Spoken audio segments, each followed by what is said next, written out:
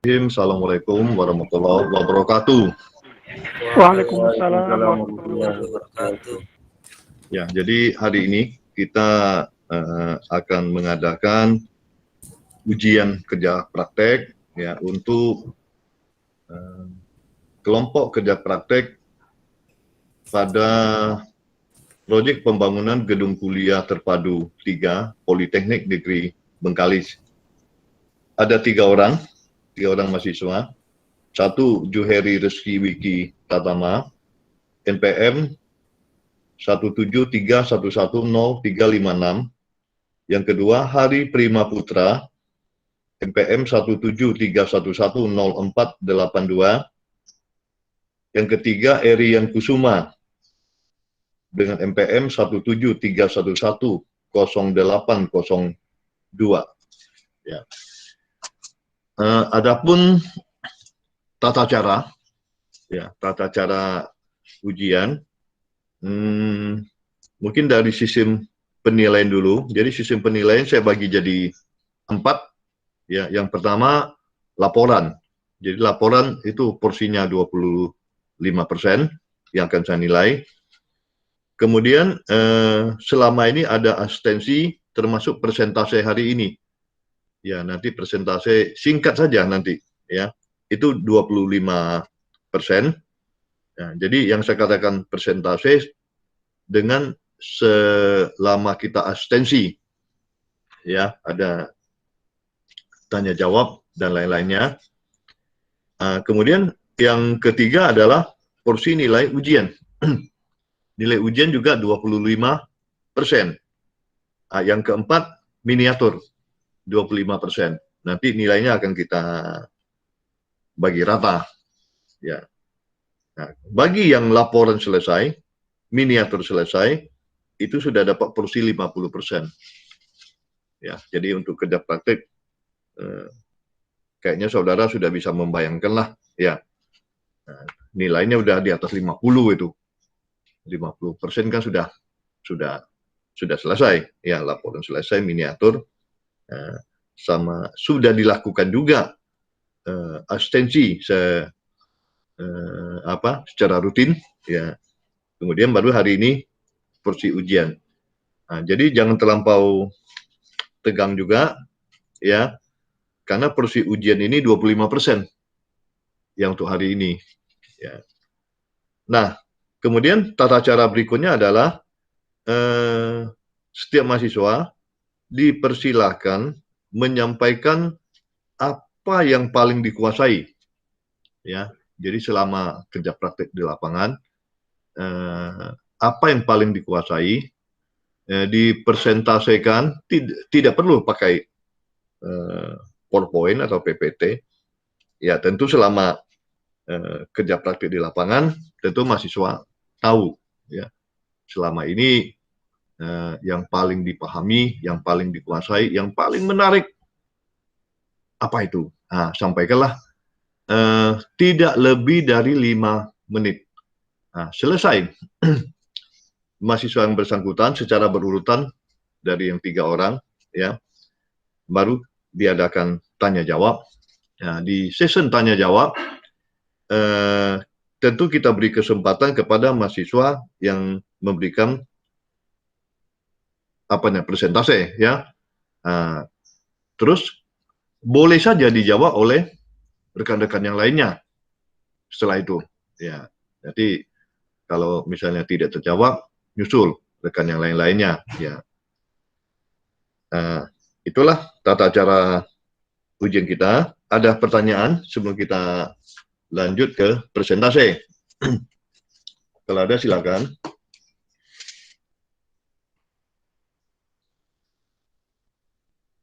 Pak, Ya, untuk presentasenya ini tentang tinjauan kita atau boleh hal lain gitu, Pak? mana saja yang dianggap tadi saya mengatakan yang paling dikuasai, yang paling menarik, ya. Karena saya akan mulai bertanya dari yang dipresentasikan.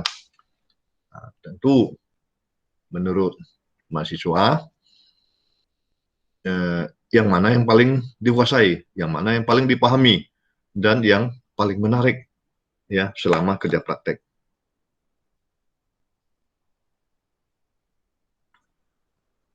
Oke, yang lain, pertanyaan yang lain?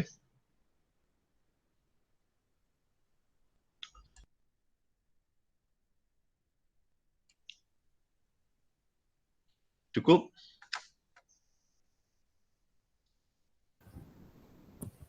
Cukup, Pak. Cukup ya. Boleh silakan, siapa mau duluan atau berurut? Berurut saja, Pak. Sesuai dengan laporan ya. Iya. Iya. Oke, yang pertama Mungkin kita ya, Ya, boleh, Pak. silakan. Ju Heri Rifki Wiki Pratama dengan nomor MPM 1731100356. Ya, silakan. Baik, Pak. Terima kasih atas waktunya. Bismillahirrahmanirrahim. Assalamualaikum warahmatullahi wabarakatuh. Waalaikumsalam warahmatullahi wabarakatuh. Waalaikumsalam warahmatullahi wabarakatuh. Baik, Pak. Perkenalkan, nama saya Juheri Rizky Vicky Pratama dari kelompok kerja praktek Poltek Bengkalis. Sharing, Pak ya? Sharing mengenai selama di Ya. magang yang menarik. Menurut saya, ya, baik, Pak. Menurut Boleh. saya yang menarik ketika kami melaksanakan kerja praktek itu menurut saya sesuai dengan apa yang saya tulis, Pak, di tinjauan khusus, yaitu bagian slope, Pak. Walaupun sebenarnya waktu kami tiba di sana bagian slope sudah selesai, Pak, sudah selesai, tapi menurut saya ini menarik untuk kami pelajari dan saya bahas. Maka dari itu waktu saya mengerjakan tinjauan slope khusus, saya mencari referensi dari berbagai jurnal, laporan teman, bahkan sampai bertanya di Google untuk menanyai bagaimana sih slope, fungsi, dan lain sebagainya. Nah, yang menarik di sini waktu saya KP di Bengkalis, Poltek Bengkalis, saya perdana melihat sebuah slope dengan ukuran yang cukup besar, sekitar 50 kali 60 kalau tidak salah, Pak. 30 kali 60. Maaf, Pak. 30 kali 60. Yang mana sebelumnya waktu saya ikut-ikut kerja praktek atau ikut-ikut melihat proyek itu tidak sebesar ukuran tersebut gitu, Pak. Mungkin karena juga bangunannya mungkin bisa jadi. Karena saya waktu itu lihat tidak hanya 2 lantai bangunan waktu saya masih di Timbilahan, tidak lebih besar dari 3 lantai. Jadi waktu saya melihat, kesan pertama saya melihat slope tersebut, saya awalnya kaget karena besar sekali ya gitu, dan berada di atas tanah dengan besarnya. Lalu saya bertanya-tanya ke pembimbing kami, Pak, ini di atas slope ini nanti bakal ada tulangan atau tidak ya, Pak? Gitu. Saya bertanya, lalu pembimbing menjawab tidak, ini akan langsung ditimbun dengan tanah gitu, Pak. Lalu saya tanya alasannya, kata Pak, ya tidak ada, hanya sesuai dengan rencana. Jadi kita hanya melaksanakan sesuai rencana, lalu kita aplikasikan di lapangan. Awalnya saya pikir karena balok slope sebesar itu akan dipasang sebuah tulangan pelat lantai awalnya, Pak, tapi tidak. Jadi itu yang menarik buat saya. Wah, jadi tidak mesti dipasang pelat lantai walaupun ukuran slope sebesar itu.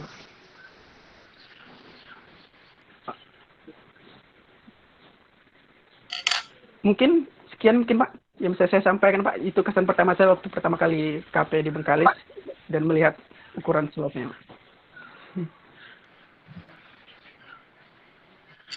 Ya, Rian,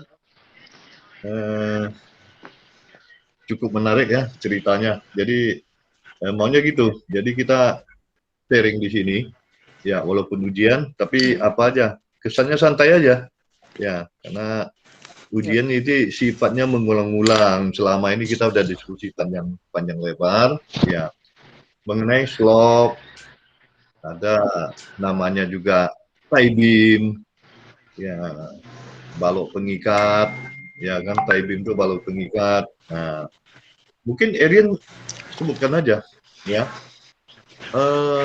fungsi slope itu apa saja fungsi slope? Baik Pak, fungsi slope yang saya ketahui itu slope adalah sebagai pengikat kolom Pak, sebagai pengikat kolom yang mana berfungsi untuk mendistribusikan beban dari atas menuju ke pondasi Pak, beban dari atas menuju ke bawah melalui slope kemudian dialirkan ke pondasi Pak.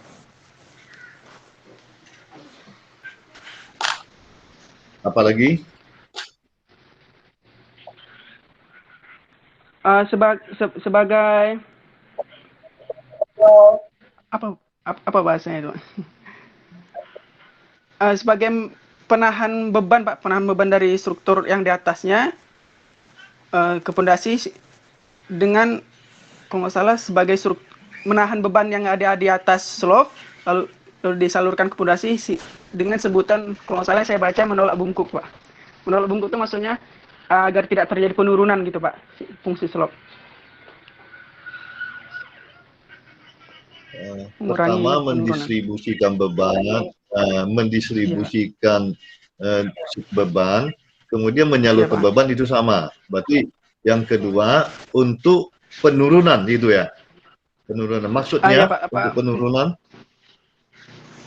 menghindari terjadinya penurunan yang berlebihan Pak, maksudnya itu agar bangunan tidak mudah ke bawah gitu Pak. Tidak mudah ke bawah. Artinya gini, bagaimana cara dia mencegah ya terjadinya penurunan. Perilakunya bagaimana, sistem kerja slope itu bagaimana sehingga dia bisa sebagai komponen mencegah, lebih tepat saya beri nama mencegah ya, agar tidak terjadi penurunan atau penurunan yang berlebihan.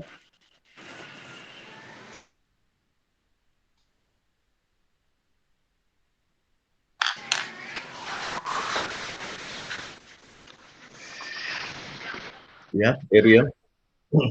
Juheri ya.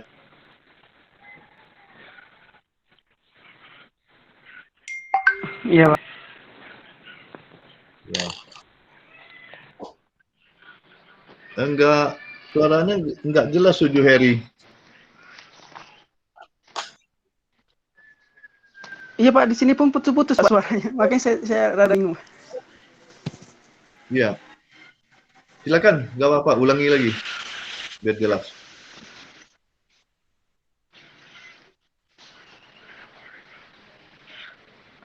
Maaf Pak, ulanginya bagian yang mana ya Pak? Soalnya tadi putus Pak. Ya, Juheri. Iya Pak. Tadi katanya gini, Juheri, katanya untuk penurunan. Jadi maksud untuk penurunan apa? Mencegah penurunan atau apanya terhadap penurunan. Kemudian kalau mencegah penurunan, bagaimana cara kerja si slope itu supaya dia bisa mencegah penurunan atau penurunan yang berlebihan, itu yang dicegah gitu ya.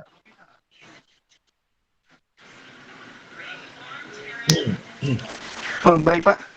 Yang saya ketahui itu karena slope kan salah satu fungsinya itu sebagai pengikat dari kolom dan kolom itu salah satu fungsinya itu sebagai pendistribusian beban yang ada di atasnya. Jadi ketika kolom mendistribusikan beban yang telah dipikulnya ke slope dulu, maka slope inilah Pak yang berfungsi sebagai penahan atau penahan dari mencegahnya penurunan dari bangunan tersebut, terutama di bagian terutama di daerah tanah yang sedikit yang lunak Pak, bersifat lunak. Karena slope ini memiliki dipasang secara horizontal, jadi menurut saya ketika terjadi penurunan, maka ketika terjadi beban pendistribusian beban di atasnya, maka slope inilah yang berfungsi untuk menahannya Pak, karena dipasang secara horizontal. Menurut saya seperti itu Pak. Oke, selain yang dua itu masih ada, yang satu untuk distribusi, yang satu untuk pencegah terjadinya penurunan. Masih ada? Juheri. Saya rasa itu Pak yang saya ketahui Pak. Gitu ya. Jadi, oke. Iya Pak. Kalau gitu sekarang gilirannya saya lemparkan, ya, lemparkan ke Baik Pak. Hari dengan Erian. Nah, dari dua jawaban itu, apakah masih ada yang lain fungsi slot atau tadi yang disampaikan dengan oleh Juheri, ada yang mau ditambahkan nggak supaya lebih lengkap? Nah, atau mungkin juga yang disampaikan oleh Juheri ada perbaikan, mungkin ada yang kurang tepat atau bagaimana? Ya, kita lemparkan sesuai dengan urutan, berarti ke Hari dulu, ya, baru ke Erian nanti.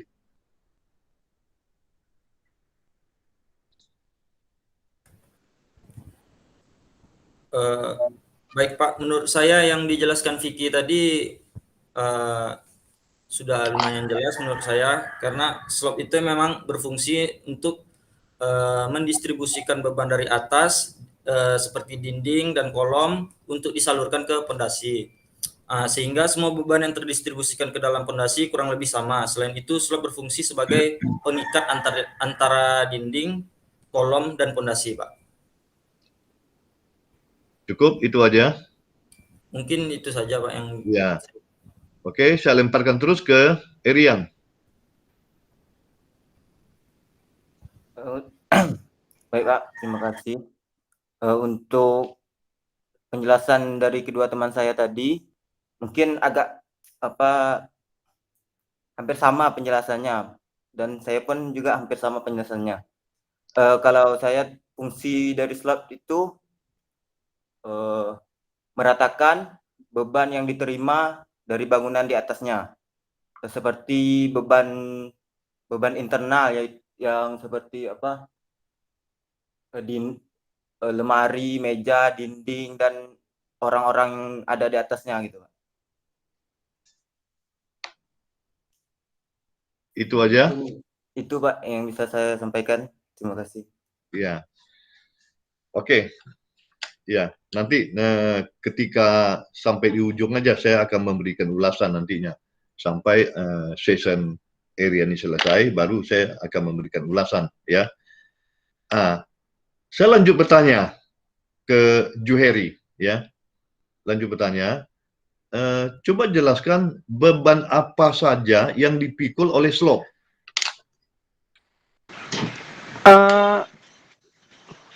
Halo Pak, kedengaran Pak? Ya, saya ulangi.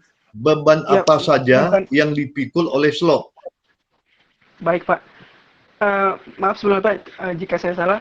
Yang saya ketahui beban yang dipikul slop itu, kalau nggak salah ada 3, beban aksial atau normal, lalu ada momen, dan beban geser kalau nggak salah Pak. 2 ya? Aksial dan momen kalau nggak salah Pak. Aksial dan momen. Aksial, momen, geser. Oke, dalam wujud nyatanya itu kan artinya itu adalah gaya-gaya yang dipikul, ya. Kalau wujud nyatanya, slop itu memikul komponen struktur apa? Atau beban apa saja yang di atas komponen struktur itu? Ya. Beban dinding, jendela, dan ya Pak, dinding dan jendela maupun kusen Pak yang ada di atasnya. Ya, ada lagi? Jendela. Mungkin beban hidup juga Pak. Beban hidup. Ya. Beban hidup juga. Ada lagi?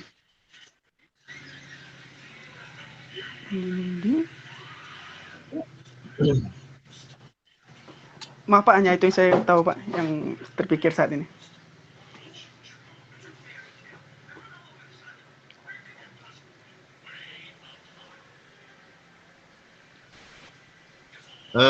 Hari, ada tambahan? Dan penjelasan, bukan tambah aja ya. Tambahan dan tambah penjelasan.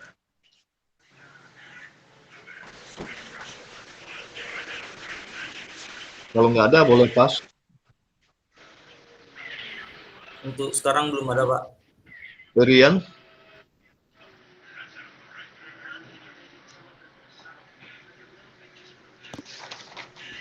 Belum ada, Pak.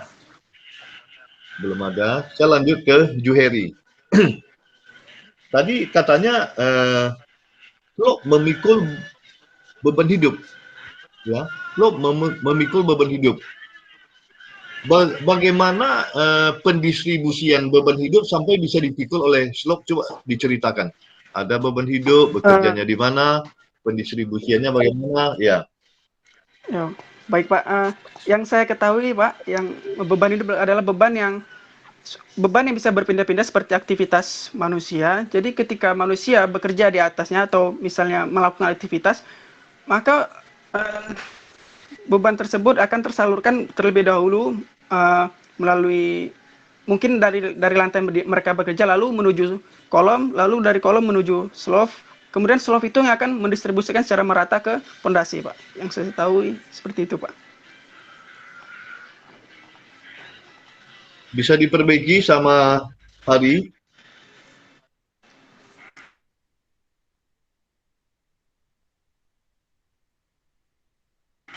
Maaf, Pak. Rian, ya.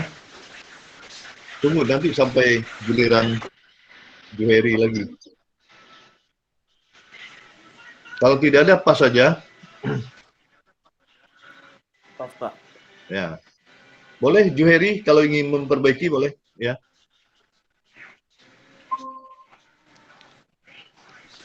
Uh, yang saya Silakan. ketahui masih seperti yang saya jelaskan sebelumnya, Pak.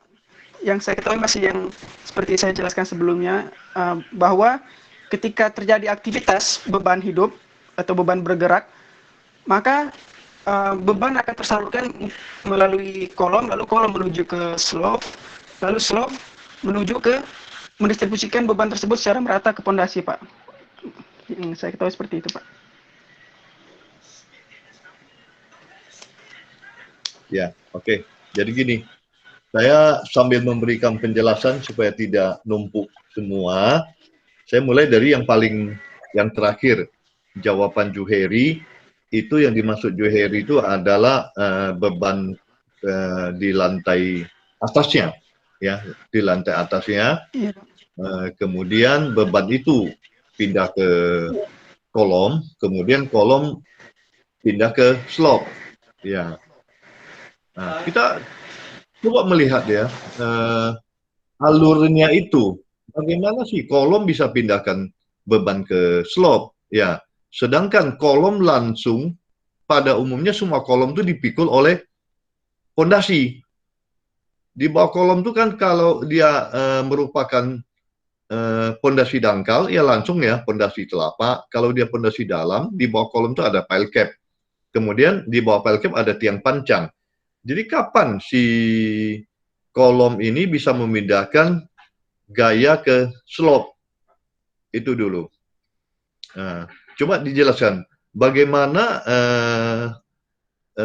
Juheri memberikan gambaran si kolom ada mendistribusikan gaya ke slope, dan apakah itu distribusi beban atau gaya itu dominan apa tidak ke slope-nya.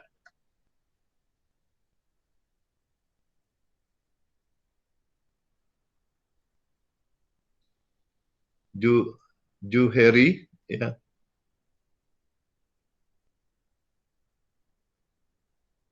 Kayaknya Juheri terputus itu ya. Jaringannya mungkin, Pak. Di tempatnya tuh agak susah jaringan, Pak. Oh gitu, iya. Oke, sambil menunggu Juheri, ada yang bisa jawab? Hari dengan Erian? Pak, bisa diulangi pertanyaannya, Pak? Tadi menurut Juheri, ya, itu beban hidup pindah ke kolom, kolom pindah ke slope, ya. Bagaimana itu si beban yang tadi dari kolom pindah ke slope, ya, mekanismenya seperti apa? Itu secara teoritis itu bisa terjadi. Coba bisa jelaskan.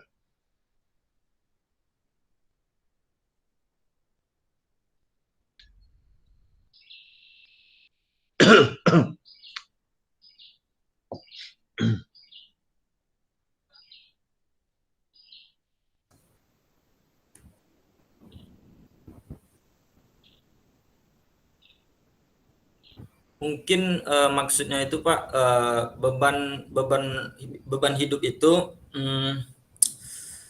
tersalurkan mungkin Pak, tersalurkan ke kolom, lalu ke slop, kemudian ke pile cap, ya, yang berarti strukturnya itu duduk pada bebannya itu duduk pada struktur yang kuat gitu Pak, sehingga tidak terjadi penurunan dan pergerakan yang bisa mengakibatkan keruntuhan. Ini saudara Hari ini menjawab kayaknya pakai ilmu filsafat. Halo Pak, Assalamualaikum. Maaf Pak, tadi tiba-tiba jaringannya bermasalah Pak. Iya, betul. Jadi kami juga nunggu, ya, Tadi sambil diskusi. Ya, sambil saya lemparkan ke Hari, ya. Jadi Hari itu jawabannya itu ahli filsafat itu menjawab, bukan orang teknik yang menjawab seperti itu, ya. Nanti kita akan membuat ulasan. Jadi Juheri, secara teoritis memang slop itu bisa menerima beban yang didistribusikan oleh kolom. Nah, coba bisa nggak ceritakan? Kita sudah kuliah beton, ya, sudah kuliah analisis struktur. Nah, di situ memungkinkan. Tapi coba ceritakan bagaimana cara, ya, tahapan distribusi daripada beban atau gaya tersebut sampai ke slop.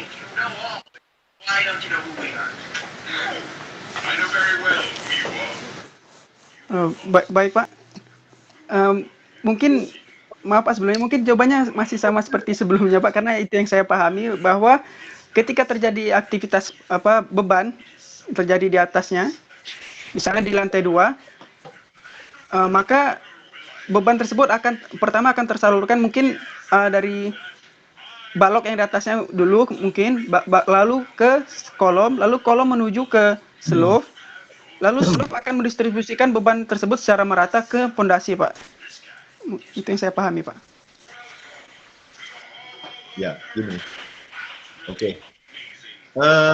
Saya lanjutkan pertanyaan yang persis ada kaitan dengan pendistribusian beban dari kolom ke slop, ya. Pernah mendesain slop, menghitung struktur slop atau tie beam? Pernah menghitung? Nah, baru kita ke ini, ke gaya apa saja yang diterima oleh slop itu. Coba kita mulai dari sana, mungkin kita bisa terjawab. Gaya apa yang diterima oleh slop? Yang jelas ini, slop akan menerima beban dinding yang di atasnya. Itu satu. Ya, dinding itu Ya, lepas dari tembok, dari partisi, di sana ada pintu, ada jendela. Ya udah, yang jelas dia adalah menerima beban langsung yang di atasnya adalah beban si dinding. Kemudian beratnya sendiri, slop itu kan terbuat dari beton atau jenis material lainnya, dia memikul berat sendiri. Kemudian apalagi selain yang dua itu?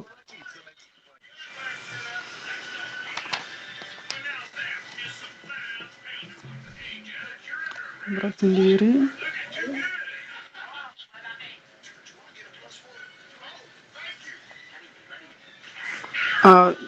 Kurang tahu Pak, maaf Pak. Nah, ya oke lah, saya jelaskan. Kalau kolom bisa mendistribusikan beban ke slop, ya, itu gaya lateralnya atau gaya aksial terhadap slop itu, ya. Tentu gaya aksial kan, di ujung slop ada gaya tekan atau tarik yang bekerja pada slop, kan gitu. Ya, bisa dibayangkan di samping beban key atau beban terpusat yang bekerja secara lateral, artinya tegak lurus terhadap slop itu memanjang, beban gravitasi dari atas ke bawah. Kemudian di ujung slop bekerja gaya aksial. Aksial itu adalah distribusi dari kolom. Besarnya berkisar 10%-an, tidak terlampau besar dari beban aksial yang gaya aksial bekerja pada di kolom. Dia akan distribusi tidak begitu besar, lebih kurang mungkin kecil dari 10%-nya. Itu bekerja pada slope. Maka itu slope bisa didesain sebagai balok murni atau lentur murni. Kemudian slope juga akan didesain sebagai beam kolom. Karena ada gaya aksial yang bekerja di ujungnya itu. Gaya aksial itu dari mana? Jadi kita tidak cerita kayak ahli filsafat, dia memang pindah ke sana gitu. Tentu ada sebab musababnya dia pindah. Nah, tadi dikatakan bahwa beban gravitasi, beban hidup itu beban gravitasi tidak? Beban hidup itu. Beban gravitasi kan? Ya. Kemudian berat dia sendiri itu menjadi beban aksial pada kolom. Jadi kalau beban aksial ke kolom secara rasional kan dipikul oleh pile cap, oleh tie beam. Oleh pile cap bukan tie beam itu yang slope ya. Oleh pile cap, oleh piling, oleh tiang pancangnya. Kenapa dia bisa pindah ke slope?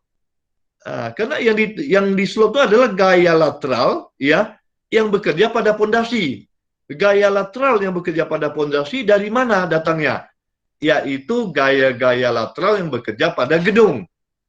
Gaya lateral yang bekerja pada gedung apa saja? Itu yang mau saya tanyakan nanti. Yang jelas beban hidup adalah beban gravitasi dan dia tidak terdistribusi ke lewat kolom dan ke slope. Ya, karena dia beban gravitasi. Gravitasi itu kan aksial dari atas ke bawah. Ya, tidak mungkin dia bisa terdistribusi ke slope. Yang bisa didistribusikan ke slope adalah gaya lateral. Nah, oke. Dalam suatu gedung, penyebab gaya lateral itu apa saja, Juheri, yang bekerja pada gedung?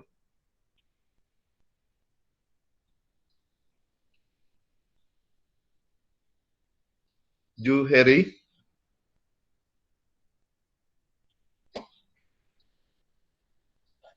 Boleh pas, boleh pas.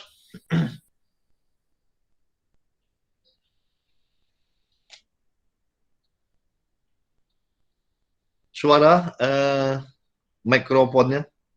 Oh iya. Mungkin teman-teman yang lain bisa membantu, Pak. Ya, Hari boleh, Erian.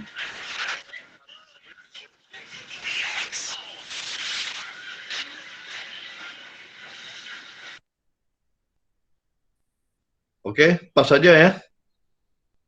Karena lama sekali menjawabnya. Jadi kita ya dalam melaksanakan tugas kerja praktek, tadi saya dengar Juheri bertanya pada petugas di lapangan lah, entah pelaksana itu atau konsultan, saya juga kurang tahu ya kenapa tie beam-nya begitu besar 30-60 ya memang gitu dilaksanakan di gambar. Jadi sangat berkaitan ya, sangat berkaitan kita melakukan praktik di lapangan dengan teoritis yang kita terima. Artinya kita melakukan kerja praktik di lapangan adalah mengaplikasikan ilmu ya teoritis yang kita dapat di kampus. Ya, jadi kenapa? Kalau kita tidak ada basic teoritisnya, tentu jawabannya seperti itu. Maka itu ya, ketika kita turun ke lapangan kita sudah yakin ya. Karena teoritis kita sudah selesai, ya kuliah beton sudah selesai, kuliah analisis struktur sudah selesai, berarti kita tinggal melihat aplikasinya. Ya. Jadi sebenarnya tadi itu yang gaya lateral itu kan gaya gempa sama angin. Penyebab lateral. Itulah yang didistribusikan oleh kolom dan bekerja pada pondasi sebagai gaya lateral pada pondasi. Gaya lateral pada pondasi itu sebahagian didistribusikan ke slope atau tie beam. Itu yang terjadi. Jadi Hari jangan jawabnya kayak ahli filsafat ya. Memang seperti itu ya. Memang seperti itu. Jalannya dari mana gitu kan? Ya. Kan ada mekanismenya. Kalau misalkan orang bertanya, kenapa pesawat terbang itu bisa terbang? Memang bisa terbang, ya udah. Bukan seperti itu jawabannya kan. Nah, tentu diceritakanlah mekanismenya bagaimana cara dia menolak angin, bagaimana mendistribusikan angin, ada gasnya, bagaimana caranya supaya dia bisa terbang, kan gitu. Nah, sama dengan kita. Kita sebagai orang teknik sipil, menjawabnya harus sesuai dengan mekanisme yang kita pelajari, ya, teoritis yang kita pelajari, ya, sebab musababnya. Jadi tidak seperti itu. Yang saya tahu ya itu, ya, distribusinya ke sana memang terjadi, ya. Nah, kemudian mengapa tie-beamnya dibuat besar? Jadi, mungkin kita akan membantu tadi si pelaksana yang katanya gambar yang seperti itu, ya. Kita akan membantu dia untuk menjawab. Nah, coba dibantu dulu oleh Juheri. Kenapa harus ada slope sebesar itu? Sebelum menjawab, saya setuju kalau fungsinya untuk apa. Ya, ada fungsi tertentu. Saya setuju slope diperbesar itu. Ya. Nah, tolong dijawab, Juheri. Kenapa ada slope 30-60? Jangan terkejut.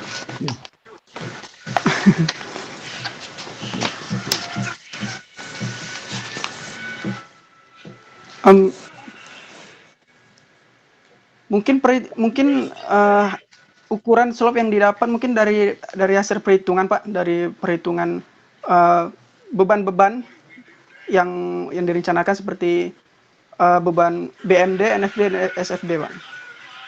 Maka setelah dihitung didapatlah ukuran slope sekian mungkin, Pak. Kalau gitu saya nggak perlu bertanya. Nanti dapat kecil, Juheri juga menjawab dari hasil perhitungan. Kenapa slope-nya ketemu 10 kali 20? Hasil perhitungan juga. Lebih besar lagi, semeter tingginya. Kenapa, Juheri? Dari hasil perhitungan juga. Yang kita ingin menjawab, ya, filosofi tekniknya.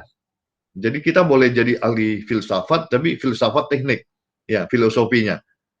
Mengapa dibutuhkan, kapan dibutuhkan suatu slope yang besar? Kan itu masalahnya.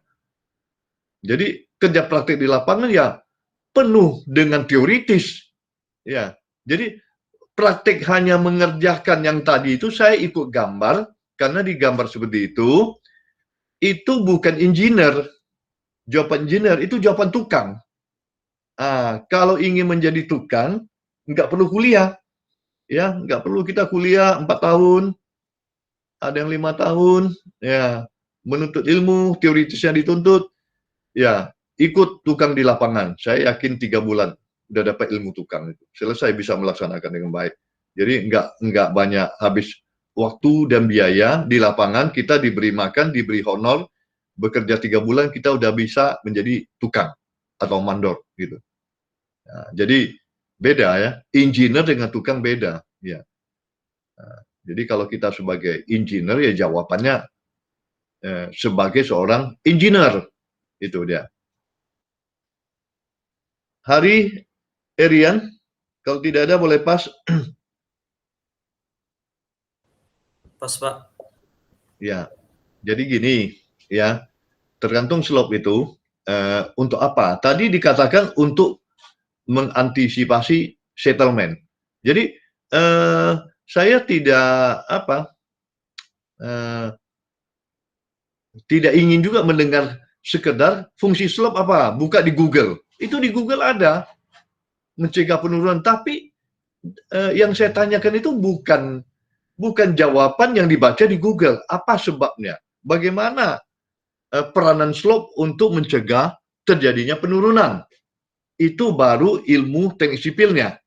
Jadi tidak sekedar membaca di Google. Google banyak nih. Pertanyaan saya dibaca di Google, udah terjawab. Tapi kalau ditanya lebih lanjut, kan kesulitan, ya. Nah, pondasi itu, ya, walaupun meskipun kita desain dengan baik, semua tapak pondasi, tentu ya kita mesti antisipasi. Jadi itu di SNI Geoteknik, ya, itu tahun 2017 itu kita dalam merancang pondasi atau merancang slope harus memperhitungkan terjadinya settlement izin. Jadi diasumsikan bahwa pondasi-pondasi itu kalau dia akan terjadi settlement izin, salah satu pondasi akan turun, tentu pondasi kiri kanan itu yang akan membantu, ya. Jadi yang membantu pondasi di kiri kanan bukan slope nompangnya di pondasi. Yang pondasi yang tidak turun itu akan membantu pondasi yang kalau terjadi sesuatu yang error ya, mungkin tidak seperti yang diharapkan, kita udah desain dengan baik, tapi masih ada hal-hal yang tidak tertutup kemungkinan pondasi itu berpotensi turun. Nah, maka itu pondasi di kiri kanannya akan membantu. Ya, cara dia membantu adalah melalui tie beam, ya, atau slope. Nah, slope itu nanti akan berfungsi sebagai transfer beam. Jadi beban pondasi yang turun itu akan pindah ke pondasi yang ada di sampingnya. Mungkin kiri kanan, muka belakang, dan gitu, di sampingnya. Tentu dibutuhkan suatu slope yang cukup besar, baru dia bisa berfungsi sebagai transfer beam. Itu untuk mengantisipasi terjadinya penurunan. Jadi ini anggap aja kuliah KP.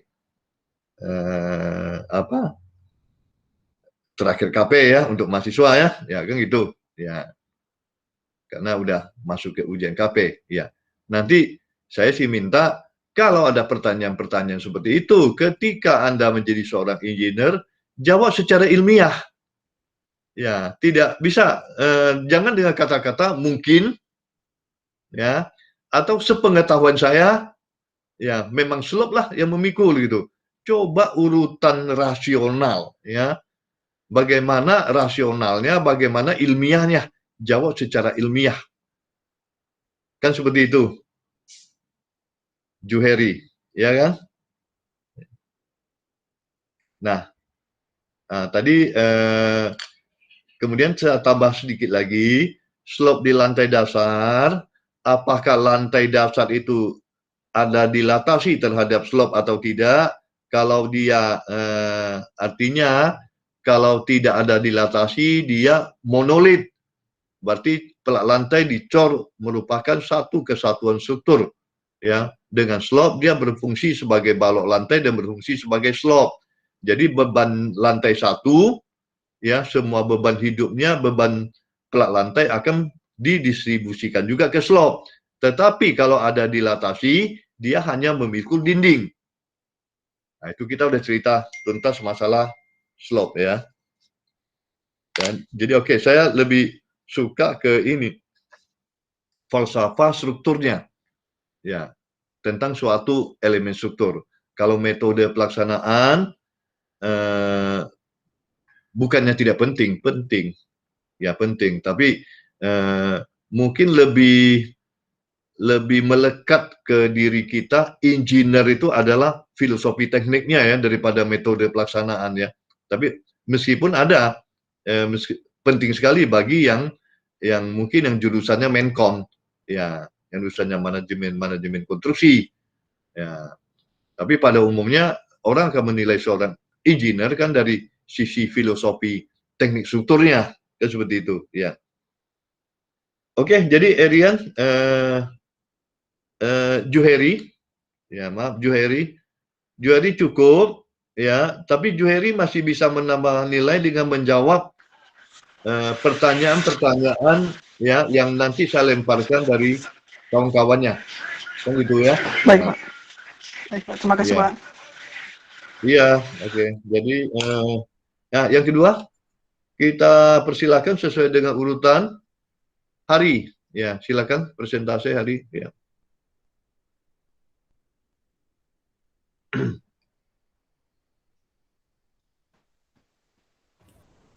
Baik, bismillahirrahmanirrahim. Assalamualaikum warahmatullahi wabarakatuh. Perkenalkan Pak, nama saya Hari Prima Putra, mahasiswa KP di Politeknik Bengkalis. Di sini saya akan menjelaskan sedikit tentang kolom pada proyek Poltek. Pada proyek ini menggunakan kolom ukuran 50 kali 50 cm dan kolom praktisnya itu 12 kali 12. Saya akan menjelaskan tentang kolom beserta pengertiannya. Kolom itu yaitu batang tekan vertikal dari rangka struktur yang memikul beban dari balok. Fungsi dari kolom adalah sebagai penerus beban seluruh bangunan ke pondasi. kolom termasuk struktur utama yang meneruskan berat bangunan dan beban lain seperti beban hidup, manusia, atau barang-barang yang ada di dalamnya, serta beban angin. Struktur dari kolom itu dibuat dari besi dan beton. Keduanya merupakan gabungan antar material yang tahan tarikan dan tahan tekanan. Dan kolom melibatkan beberapa kegiatan, antara lain yang pertama itu penentuan as kolom, lalu pembuatan tulangan, pemasangan tulangan, pembuatan backcasting kolom, pemasangan backcasting kolom, lalu pengecaran dan pembongkaran backcasting.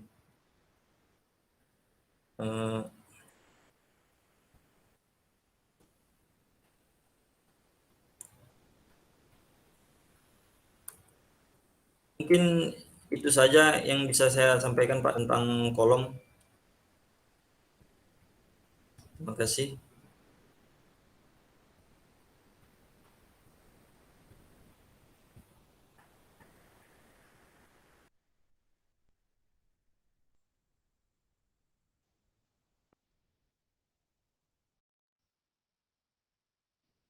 Maaf Pak, mikrofonnya. Ya, maaf ya. Oke, ya. Terima kasih Saudara Hari. Mungkin pertanyaan pertama, sebutkan ada berapa jenis kolom. Ya, kemudian dari masing-masing jenis kolom itu coba jelaskan jenis kolom, katakanlah jenis kolom 1 dan 2, ya apa bedanya antara jenis kolom yang dijelaskan ya. Ya. Coba silakan. Ya.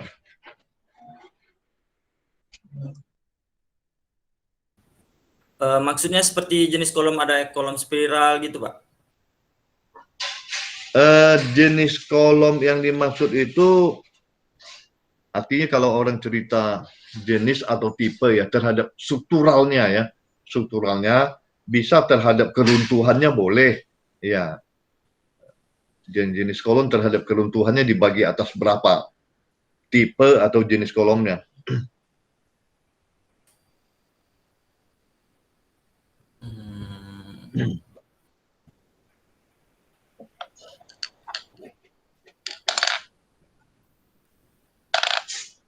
Boleh pas biar cepat, jadi waktu kan berjalan terus ini. Iya Pak, lepas dulu Pak. Ya, berarti sesuai urutan. Erian, silakan menjawab.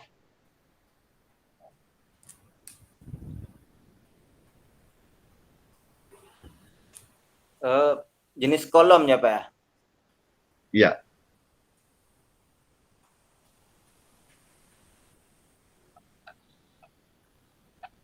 Jenis kolom. Boleh pas. Karena sesuatu yang tak bisa dipikirkan juga sia-sia kita berpikir. Artinya selama ini pengetahuan kita yang sudah kita dapat, kalau dapat otomatis dia keluar itu, ya. Oke, siapa saja kalau agak lambat? Juheri. Baik, terima kasih. Pak, saya kolom itu ada beberapa jenis. Contohnya itu seperti kolom pengikat, kalau nggak salah tie kolom. Lalu ada kolom spiral dan lalu ada kolom komposit. Kolom pengikat sendiri itu ada kolom yang mana tulangnya dipasang memanjang, sedangkan spiral itu seperti melilit Pak, melilit. Sedangkan untuk komposit itu kalau nggak salah untuk kolom dengan tulangan campuran misalnya dari baja gitu Pak. Setahu saya, maaf Pak. Ya. Oke, jadi biar memperjelas, saya ajukan pertanyaan lagi. Jadi bukan ke Juheri, nanti mungkin nanti setelah kita diskusi akan terjawab pertanyaan saya. Hari Prima Putra. Oke, apa bedanya kolom lansing ya dengan kolom pendek? Kolom langsing dan kolom pendek Pak. Apa bedanya? Atau apa yang Anda ketahui mengenai kolom lansing dan kolom pendek? Baik, saya akan menjelaskan yang saya ketahui, Pak. Kolom pendek atau short column itu kemampuannya dipengaruhi oleh kekuatan material dan bentuknya. Sedangkan kolom langsing atau biasa disebut slender column yaitu kolom yang kekuatannya akan terkurangi dengan adanya defleksi lateral. Mungkin itu, Pak. Ya, itu kalau kita baca di teori ya, baca di teori, di buku, termasuk di Google. Ya, bisa jelaskan bagaimana tadi dipengaruhi oleh materialnya. Coba jelaskan. Sebagai engineer harus bisa menjelaskan kenapa dia disebut dipengaruhi oleh material, atau jenis yang satu lagi oleh defleksi atau tekuk ya. Ya.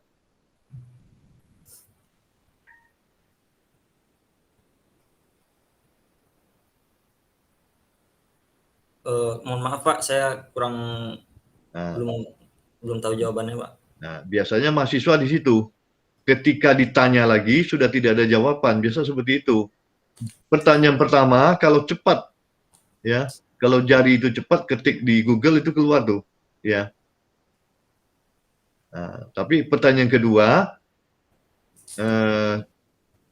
karena selama ini ya kita kurang serius, kurang memahami ya ketika kita belajar di kampus. Ya, ini akibatnya. Sesuatu yang menarik itu ya kalau kita sudah memahami ya dengan baik. Jadi akan menjadi suatu objek yang sangat menarik gitu. Tapi kalau kita kurang perhatian ke sana, ya jadinya kita kurang serius, tentu tidak menarik gitu.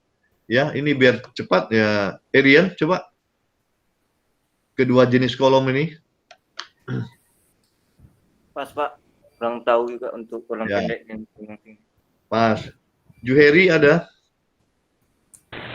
Mungkin yang saya pahami dari perkataan Hari Prima tadi, Pak, yang dibilang kalau nggak salah kolom pendek ya, Pak, berdasarkan materialnya. Yang saya ketahui material kolom itu ada beton dan baja. Jadi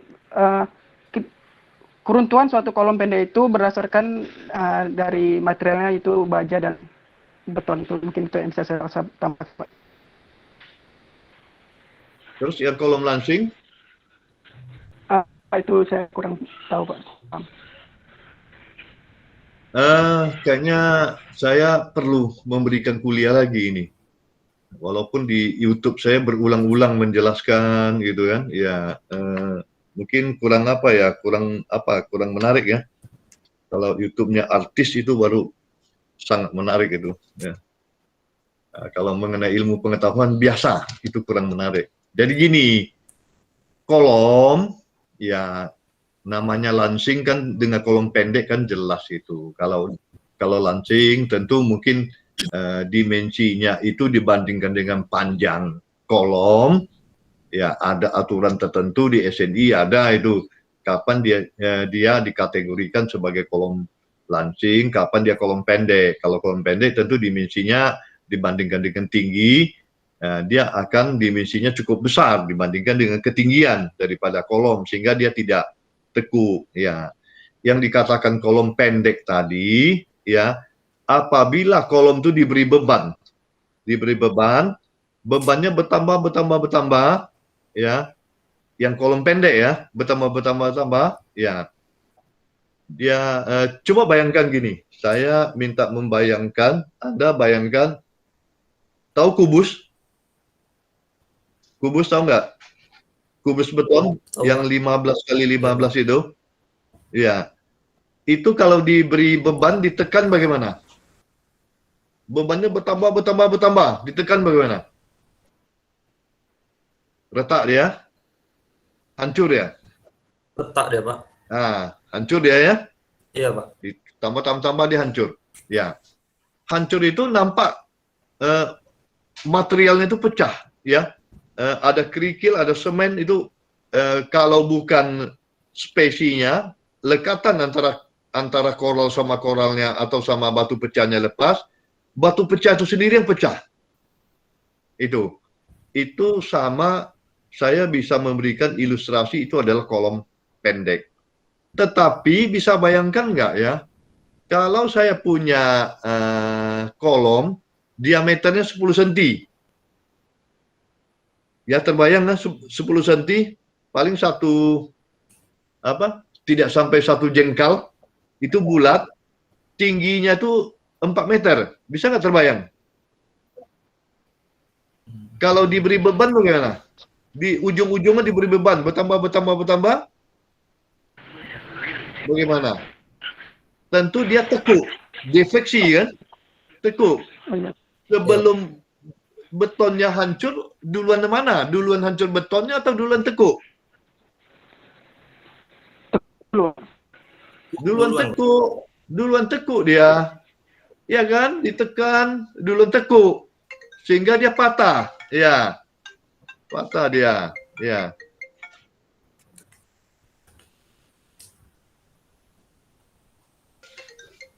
Sehingga dia patah. Jadi patah itu adalah patah tekuk. Karena yang disebut tadi dibaca di Google defleksi katanya kan. Di situ dia patah. Jadi dia kolom langsing itu rusak karena tekuk. Kolom pendek dia belum tekuk karena dia kubus tadi kan gemuk itu. Kapan dia mau tekuk itu? Tapi dia akan hancur dulu. Duluan hancur materialnya. Jadi disebut material. Jadi besok-besok kalau kita membaca di Google, ya, atau kita baca di referensi, ada mengatakan bahwa kolom pendek adalah kehancurannya karena material. Tidak sebatas itu, tentu dicari tahu, ya. Kemudian karena defleksi. Kenapa karena defleksi? Karena tekuk. Jadi kolom itu patah duluan sebelum materialnya hancur. Bisa dipahami apa yang saya jelaskan hari ini? Karena Anda ini calon-calon engineer ini, ya. Bisa dipahami?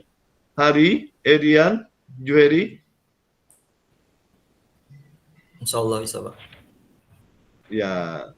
Jadi sesuatu yang selama ini kita merasa kita agak yang terabaikan, kalau kita ikuti filosofinya kan menarik. Ya, semuanya menarik sebenarnya teknik sipil ini. Ya. Jadi kita jadikanlah sesuatu objek itu yang menarik dulu buat kita, yang gitu. Ya. Oke, saya lanjutkan. Ya, satu lagi lah, nanti diskusi terlalu panjang. Sekarang udah termakan waktu 1 jam lebih ya, udah 10-12 ya. Coba Saudara Hari, apa fungsi begal atau sengkang di kolom?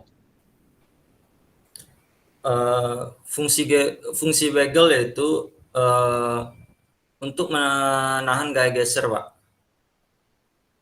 Ya, sama dengan jawaban yang pertama ya. Sama dengan saya tanya tuh. Itu benar. Ya, bagaimana? Nah, ini pertanyaan selanjutnya.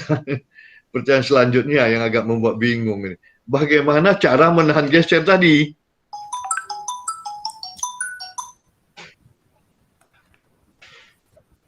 Dicari di Google tidak ada lagi ketemu. Ya.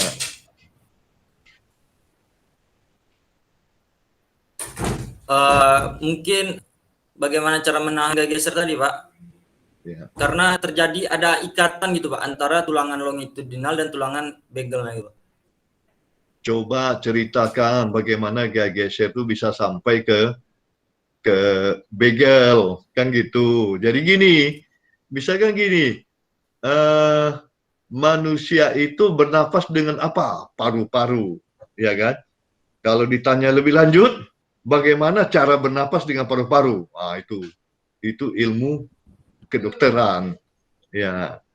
Jadi kita tidak mengatakan bernafas dengan paru-paru. Anak SD juga tahu nafas dengan paru-paru ya. Tapi bagaimana cara kerja paru-paru untuk proses pernafasan? Sama dengan ini, begal untuk menahan geser itu harusnya semua orang teknik sipil harus tahu itu. Ya, bagaimana cara kerja si begal untuk menahan geser? Itu yang filosofi tekniknya.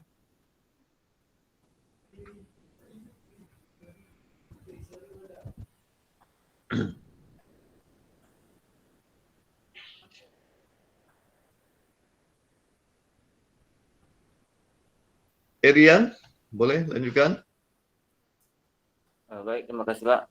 Iya. Mungkin ini gaya besi bagel itu kan berfungsi untuk mengikat besi longitudinalnya. Jadi cara kerja untuk menahan gaya geser itu beban yang diterima oleh pelak lantai, beban yang diterima oleh balut dan pelak lantai kan nanti ditransferkan ke kolom. Sedangkan ke kolom nanti kan dia turun ke slop. Jadi kolom itu akan menekan sehingga membuat besinya itu geser. Jadi fungsi bagel itu untuk mengikat besi yang geser itu sehingga tidak bergerak dan membuat kolom itu berada di posisi yang tetap. Ya. Menurut Erian. Iya, Pak. Menurut siapa? Menurut Erian ya. Ya. Ya. Kalau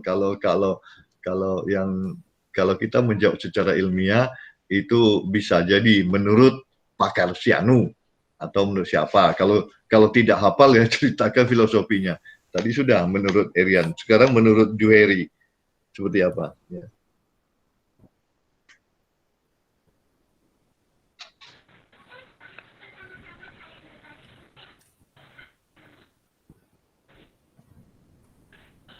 Bagaimana Juheri? Mikrofonnya? Oh ya. Baik. Bagel kan Pak? Jadi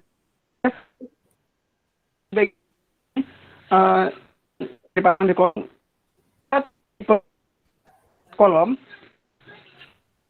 di atas kolom, maka tulangan pokok tulangan longitudinal kolom itu harusnya akan seperti terbuka Pak, menekuk. Jadi maka dari itu dibutuhkanlah sebuah besi gel atau besi sengkak atau bersal untuk menolak gaya geser tersebut Pak. Jadi ketika tulangan pokok bergeser, tulangan tegang tersebut berfungsi untuk menahannya Pak. Jadi dan itu pun harus sesuai dengan ujung-ujung dari bagel tersebut harus dipasang sesuai mata kail Pak, agar terjadi pengikatan yang merata, terjadi pengikatan yang sempurna Pak. Kalau menurut saya seperti itu Pak. Ya, jawaban Juheri tadi terputus-putus ya Hari sama Erian. Iya Pak, terputus karena jaringan. Ya, tapi ada arahnya ke sana. Bisa kalau jelas bisa diulang nggak? Arahnya sudah mulai nampak tadi. Ya. Iya, Pak. Nah, coba Baik, Pak. Ya. Jadi ketika terjadi pembebanan di atas kolom, maka seharusnya tulangan longitudinal atau pokok tersebut akan terbuka gitu Pak, akan seperti apa bahasanya? Akan terjadi seharusnya terjadi gaya geser. Tapi ketika tulangan sengkang tersebut, maka tulangan sengkang tersebut berfungsi untuk menahan tersebut. Cara pemasangan tulangan sengkang tersebut harus sesuai dengan aturan yang ada, seperti harus bentuk mata kail Pak, agar terjadi pengikatan yang sempurna. Menurut saya seperti itu Pak. Ya, terima kasih. Walaupun terputus-putus, mungkin saya akan memberikan ulasan. Ya, memberikan ulasan. Gini, misalkan ada tali. Tahu tali? Tali itu sekarang kita tarik dulu. Kita tidak cerita tekan. Ditarik, ya. Sesuatu yang ditarik, mungkin paling gampang saya memberikan contoh yang apa ya? Paling gampang itu apa namanya? Dodol aja lah, dodol, supaya bisa dibayangkan. Tahu dodol? Tahu Pak. Ya, dodol itu dibuka, coba ditarik. Ya, ditarik, akan dia menjadi bertambah panjang, betul? Coba sama diskusi kita, ditarik bertambah panjang. Nah, kenapa dia bertambah panjang?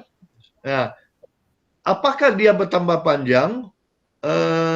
Volume dodol itu bertambah apa tidak? Volumenya bertambah tidak? Kita ambil sebuah dodol, kita tarik, dia bertambah panjang. Pertanyaannya, apakah volumenya bertambah apa tidak? Coba menjawab volume. Apa ya Pak? Volume tetap bukan Pak? Nah, tetap. Itu dulu. Volume tetap dia bertambah panjang. Kalau dia bertambah panjang, tentu ada yang bertambah kecil sehingga dia bisa bertambah panjang. Kalau volume tetap. Benar? Benar? Benar. Berarti diameternya kan bertambah kecil ya ketika kita tarik. Iya. Bertambah kecil, lama-lama kecil-kecil terus, lama-lama putus. Iya, dodol yang kita pegang itu. Ah, jadi dia bertambah panjang, diameternya bertambah kecil, lama-lama putus. Ya. Sekarang itu kalau kolomnya tarik. Ya. Tetapi kalau ditekan, ya, sesuatu yang bisa ditekan, kalau ditekan dia tetap atau bertambah pendek? Ditekan. Tambah pendek Pak. Bertambah pendek. Kalau bertambah pendek, volume kan tetap kan? Sama dengan yang tadi ditarik itu. Volume tetap. Tentu dia akan bertambah gemuk nggak? Kita tekan ke batang, mungkin di bahagian tengahnya atau bagian tertentu bertambah gemuk. Karena bertambah pendek, bertambah gemuk. Ditekan terus kan? Bertambah gemuk. Bertambah gemuk itu kan ada gaya yang menarik dia supaya lebih gemuk. Ya, ada gaya menarik ke samping. Ah, itu yang gaya-gaya lateral, yang gaya geser ke samping. Sehingga dia bertambah gemuk. Ya. Ah, lama-lama bertambah gemuk, lama-lama dia pecah. Ya. Ditekan-tekan terus bertambah gemuk, lama-lama pecah. Karena kenapa dia pecah? Karena ada gaya tarik yang menarik di bahagian tertentunya, biasanya di bahagian tengahnya ya. Kita tekan suatu batang dari ujung ke ujung, di bagian tengahnya bertambah besar. Nah, ini dia. Ini dia. Jadi, supaya dia tidak bertambah gemuk, tengahnya diikat kan? Supaya tidak bertambah gemuk kan diikat dibalut gitu supaya tidak bertambah gemuk. Ah, yang ikatan itulah yang fungsinya adalah menahan geser. Menahan geser, ya.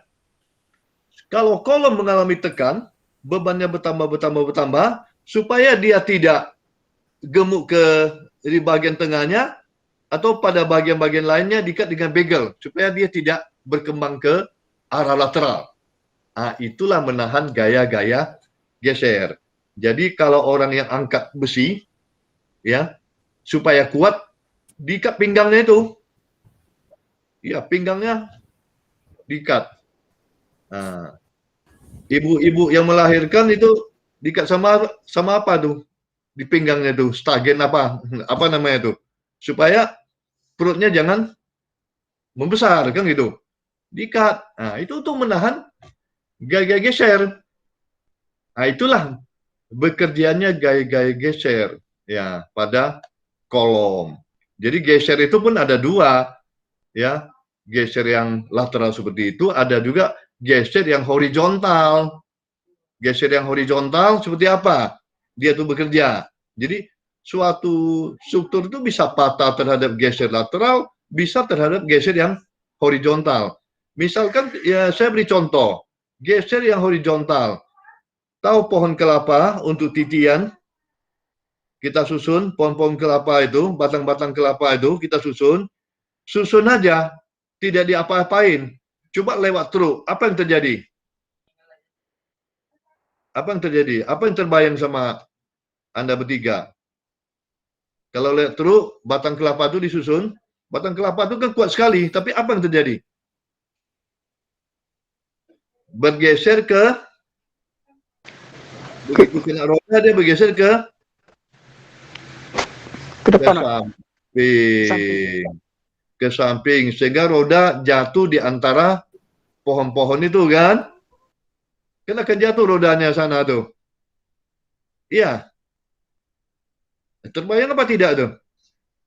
Disusun aja, tidak diikat lewat mobil atau truk. Tentu bergeser ya, karena dia diinjak, dia diberi beban di atasnya bergeser ya. Ya, nah, itu akan bergeser antara satu pohon kelapa dengan pohon kelapa lainnya. Ketika pohon kelapa itu saya ikat dengan besi beton, saya paku, apa yang terjadi? Tidak bergeser kan? Berarti kendaraan di atasnya akan lewat. Ya, yang besi beton yang saya ikat itu fungsinya untuk menahan geser horizontal. Ya, jadi yang sebenarnya yang kita tuntut di ilmu teknik sipil itu seperti ini. Ya, itu aplikasi mekanika teknik ya ke perilaku struktur ya yang terhadap sesuatu ya struktural yang kita rancang. Jadi lepas dia dari beton, dari baja, dari kayu, filosofinya seperti itu. Ya, nah, kalau beton nanti ada mekanismenya, kalau baja ada mekanisme dan formula tertentu. Begitu juga dengan kayu. Ya, oke. Jadi itu semoga bisa dipahami dengan baik lah ya. Ya. Oke, ini karena waktu juga ada 10.25. Kita jangan lama-lama nih, harusnya sih 2 jam selesai ya. Kita lanjutkan ke orang yang ketiga ya. Erian Kusuma silakan ya presentasenya. Assalamualaikum warahmatullahi wabarakatuh. Waalaikumsalam warahmatullahi wabarakatuh. Assalamualaikum warahmatullahi wabarakatuh. Terima kasih. Nah, nama saya Erian Kusuma. Sini saya akan sedikit membagikan pengalaman saya selama saya KP di Politeknik Bengkalis. Hal yang saya lihat, yang hal menarik perhatian saya itu tentang plat lantai. Biasanya plat lantai itu kan besinya memiliki 1 lapis. Kalau biasa saya lihat Pak. Kalau sedangkan di Politeknik Bengkalis itu memiliki 2 lapis. Mengapa dia 2 lapis? Karena bangunan ini adalah bangunan gedung yang akan menahan beban yang besar, sehingga dibuatlah plat lantainya menggunakan besi 2 lapis, sehingga bangunan itu menjadi kokoh. Di sini plat lantainya ada 3 lantai, yaitu pada elevasi 4, 6, dan 12, yaitu lantai atap. Dan saya juga sedikit ingin menanyakan tentang ini, Pak. Plat lantai kan ada yang menggunakan disusun seperti biasa dan juga ada menggunakan plat lantai tumpuan dan lapangan. Itu fungsinya dan bedanya itu apa, Pak? Ya, terus saja presentasi dulu. Ini kan waktu presentasi. Ya.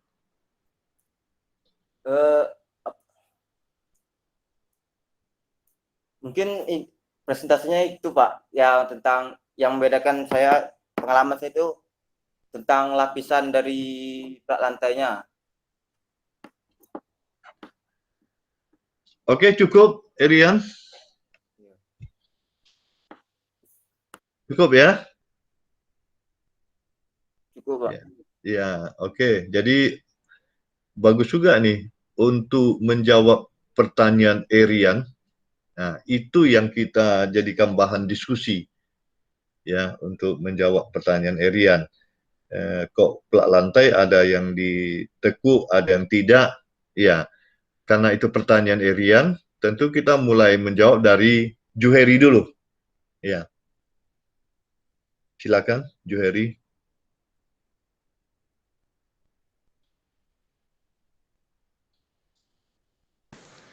Mikrofonnya. Maksud tulangan plat lantai yang ditekuk dan itu maksudnya yang itu Pak, yang bentuknya kadang kayak Z itu ya Pak? Coba Erian diperjelas lagi pertanyaannya. Ya. Ya betul, yang seperti itu, yang di Bengkalis kan bentuknya kan sama kan, garisnya apa, bentangan besinya kan sama, itu ya, tidak ada tumpuan dan lapangan. Yang di atas di tumpuannya 2 lapis dan di tengah-tengah itunya itu 1 lapis.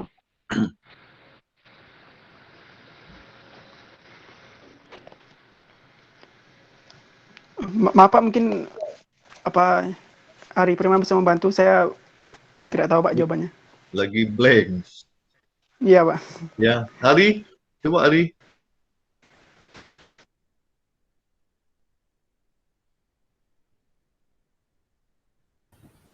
Maaf Pak, Silakan, Ari. saya belum tahu juga Pak. Ya, gitu ya. Saya mulai dari mana ya? Mulai dari pertanyaan. Oke, kita mulai dari pertanyaannya. Ya, Erian, ya. Iya, Apa Pak. bedanya tulangan tumpuan dengan tulangan lapangan di struktur plat?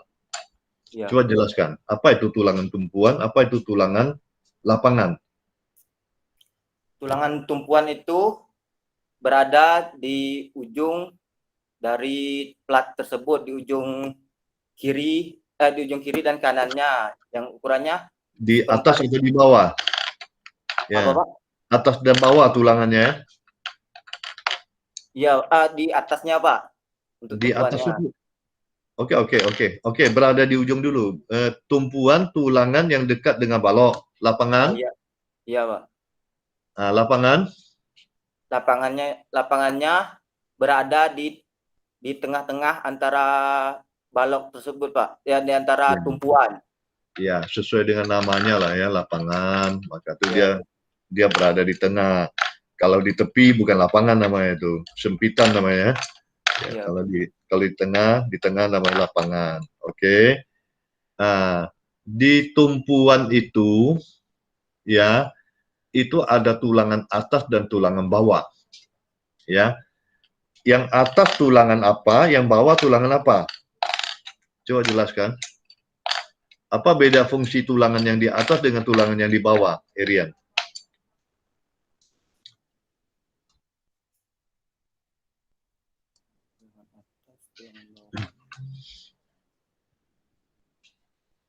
Fungsinya Pak ya. Ya. Atau disebut tulangan apa? Apa bedanya? Ya, dari fungsi dari sisi apa aja lah.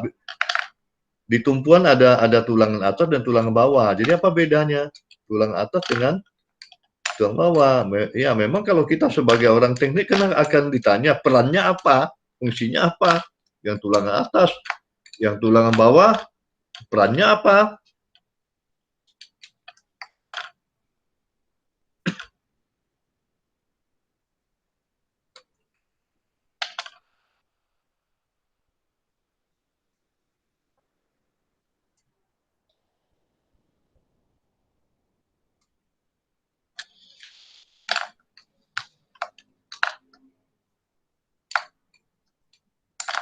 Suaranya nggak ada, Erian.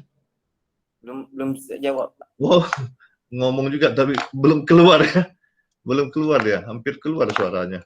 Ya, lanjutkan, Johari.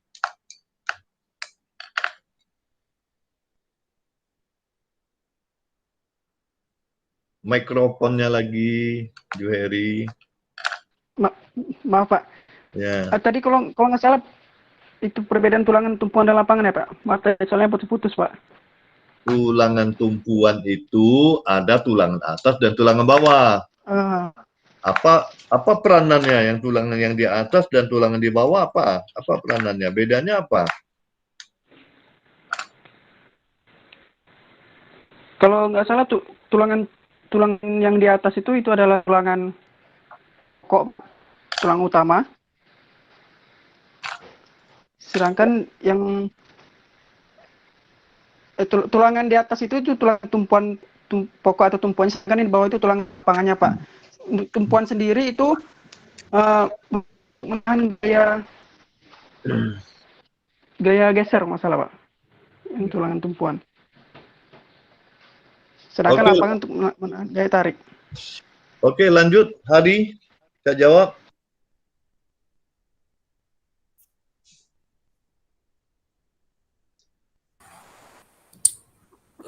Menurut saya Pak, tulangan yang atas itu berfungsi sebagai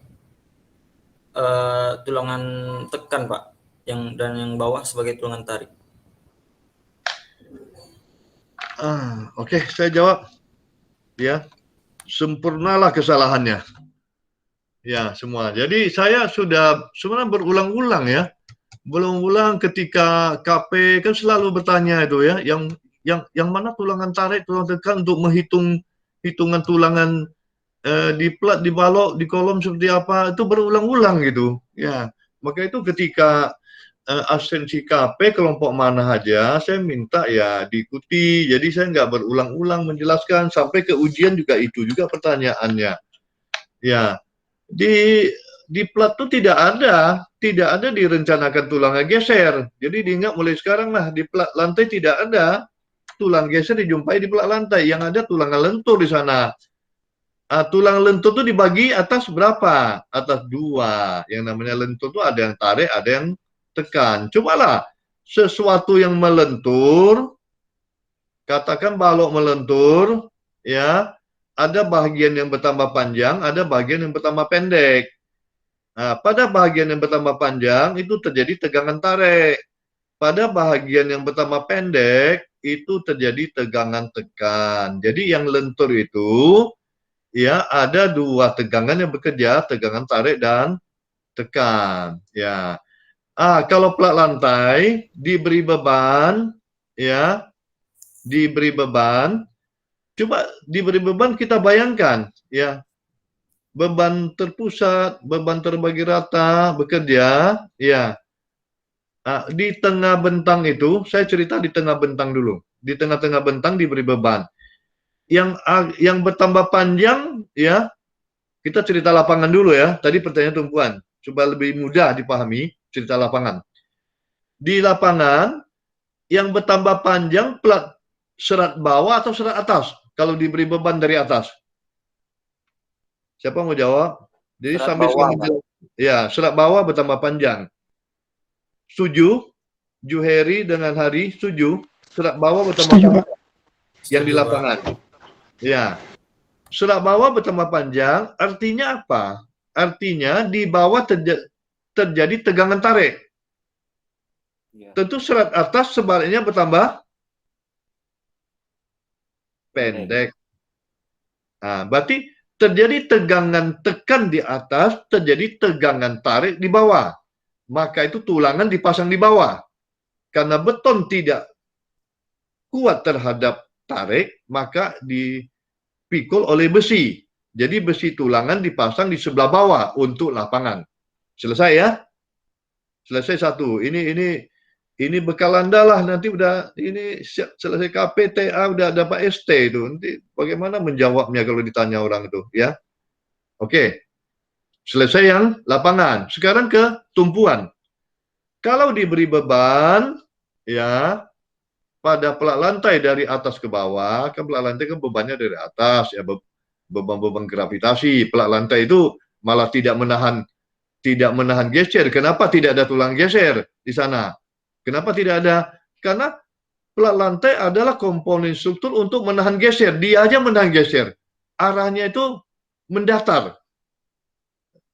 Kalau kolom didorong, tentu dia menahan geser. Dia harus diperhitungkan terhadap geser, karena geser bekerja pada kolom, pada balok. Pada plat lantai tidak. Ya, malah dia diafragma untuk menahan geser. Lebih aman suatu struktur yang ada plat lantai dengan yang tidak ada plat lantai terhadap gempa. Ya, dia kan jauh-jauh lebih aman yang ada plat lantai. Oke, sekarang gini, ya.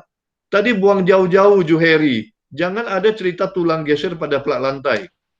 Ya, Maaf, Pak. membuat orang bingung itu. Nah, sekarang tumpuan. Di tumpuan itu, ya, kalau diberi beban, yang mana yang bertambah panjang, mana yang bertambah pendek? Di atas bertambah panjang atau pendek? Tumpuan. Pendek, Pak. Pendek. Hari? Pendek juga. Di tumpuan. Bayangkan di tumpuan diberi beban.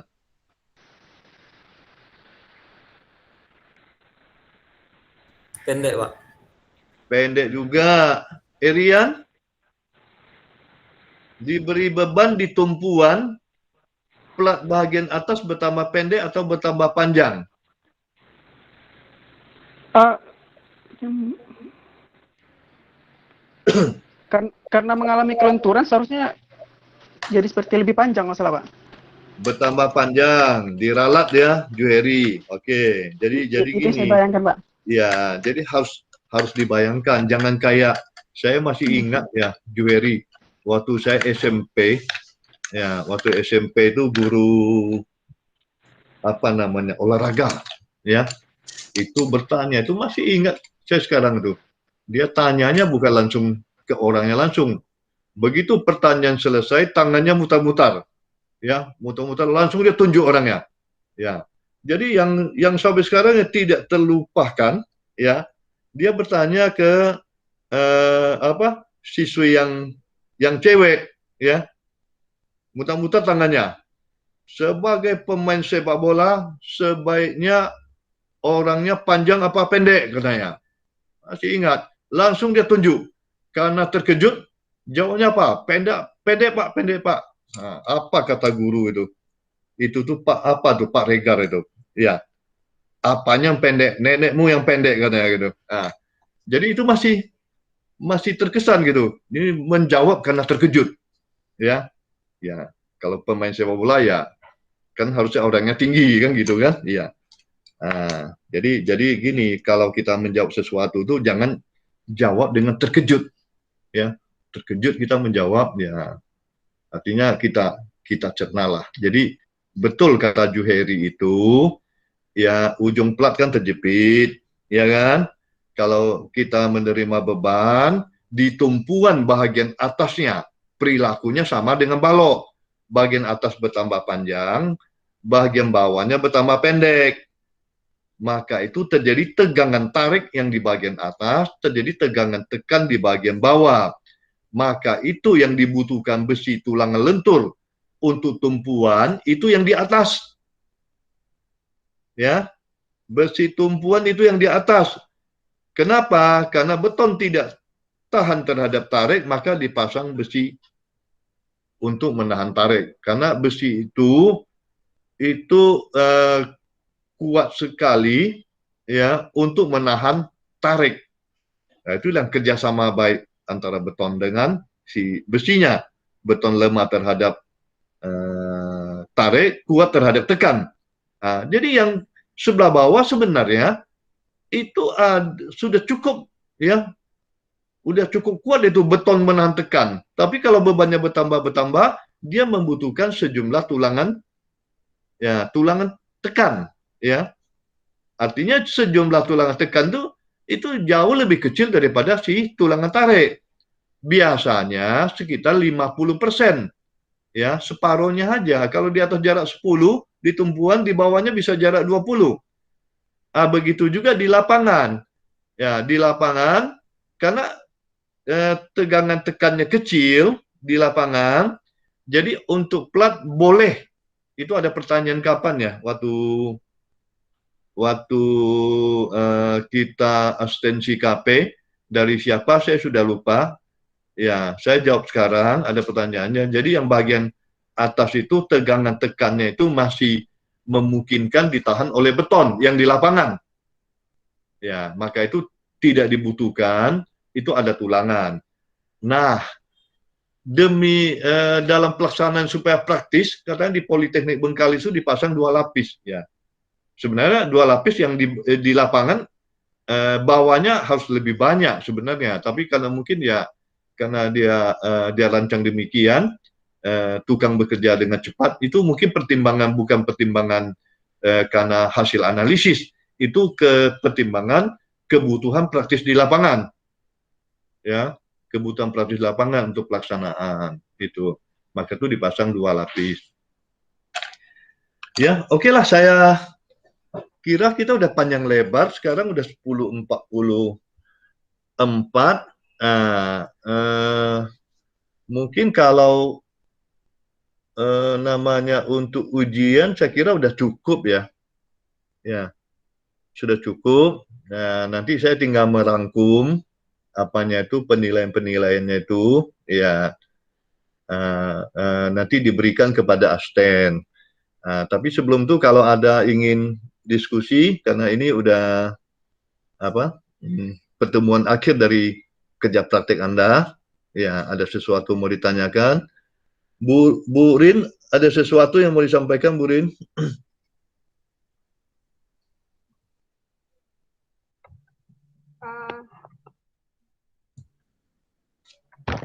Itu Bu Rin juga ada, moderatornya hilang, sekarang dikembalikan ke moderator. Ya, tapi sebelum kita diskusi dulu, jangan ditutup dulu, Bu Rin. Ya, ada sesuatu mau sampaikan?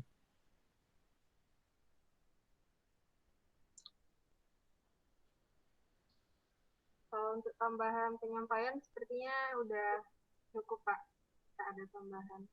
Iya, karena ini pertemuan terakhir nih, Bu Rin, untuk KP-nya Politeknik Bengkalis. Ya, ada saran-saran buat mahasiswa yang 3 ini?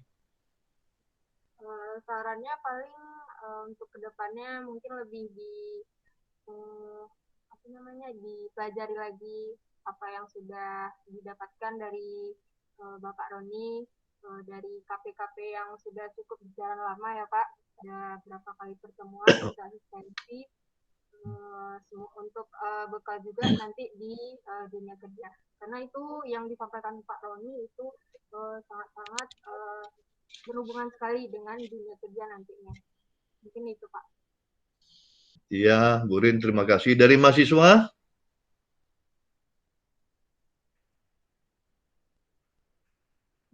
Mau tanya apa aja boleh, nanti mekanisme atau mungkin nanti masalah penilaian atau apa?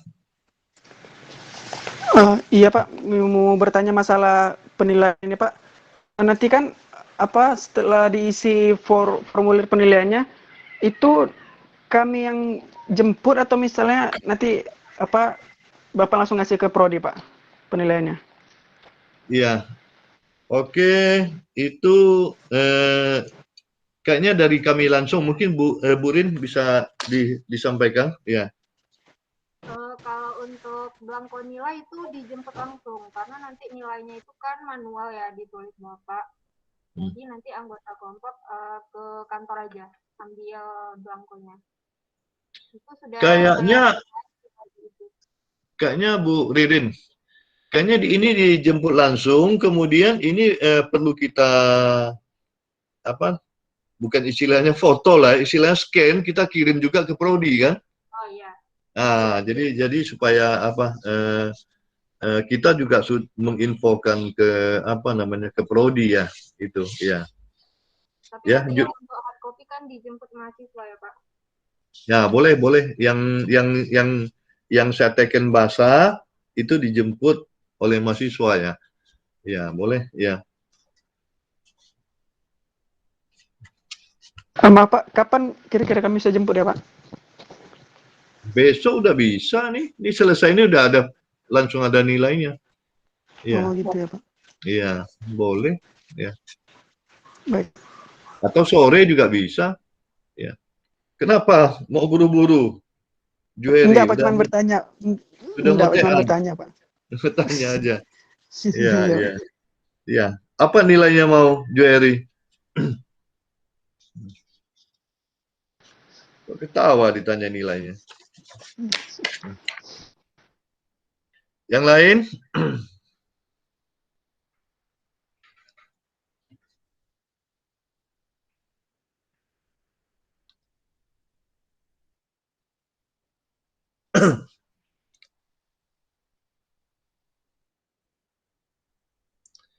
Iyalah, kalau memang nggak ada lagi ya. Ya, saya ucapkan terima kasih. Maaf kalau ada sesuatu yang kurang selama asistensi. Ya, mungkin kadang-kadang terkesan mendikte, membentak, dan lain-lainnya. Ya, semoga apa yang kita diskusikan, apa yang kita lakukan selama ini, ya, ada nilai manfaatnya lah ya. Ya mungkin sampai Ya, sampai ketemu. Mungkin Nah, kami juga ingin mengucapkan terima kasih banyak Pak atas ya, sharing ilmunya selama ini selama asistensi sampai ke ujian sekarang. Dan kami juga mohon maaf Pak sebelumnya kalau kami banyak salah, banyak kekurangan. Dan alhamdulillah itu semua diberi pengetahuan atau disempurnakan lagi dengan Bapak jawaban kami yang masih keliru ataupun salah. Terima kasih banyak untuk Pak Roni dan Bu Ririn. iya, Terima kasih Pak. iya. Nah, jadi sama seperti itu. Jadi kita tidak ada niat lain, ya walaupun setiap dosen punya gaya tersendiri bagaimana mentransfer ilmu. Jadi mudah-mudahan itu menjadi amal ibadah kita bersama lah ya. Oke, akhir kata terima kasih. Sampai ketemu di lain kesempatan. Wassalamualaikum warahmatullahi wabarakatuh. Kita kembalikan ke Bu Ririn untuk menutup. Baik Pak, terima kasih Pak. Ya. Baik, rekan-rekan kelompok Protek Bengkalis, jika tidak ada yang ingin ditanyakan, kita tutup pertemuan terakhir KP untuk kelompok Protek Bengkalis dengan mengucapkan alhamdulillah. Saya pribadi juga mohon maaf jika ada kesalahan selama asistensi. Saya tutup. Assalamualaikum warahmatullahi wabarakatuh. Waalaikumsalam. Waalaikumsalam warahmatullahi wabarakatuh. Terima kasih Bu.